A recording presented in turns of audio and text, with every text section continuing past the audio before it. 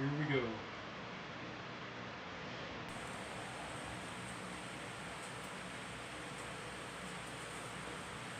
Man,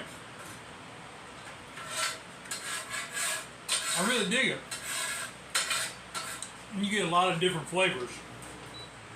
Like you get like the like a classic burger.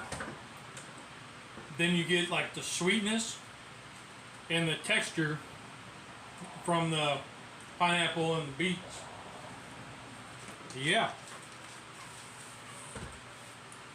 Mm. Mm.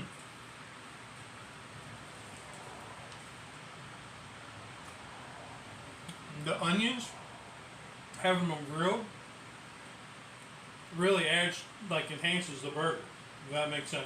Oh, it does. So it is something different. With the fried egg, it's a texture thing. So I don't get a lot of flavor from the fried egg, but I get the texture.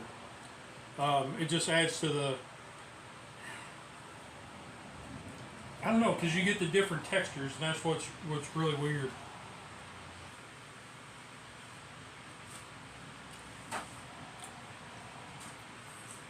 I would not shy away from it.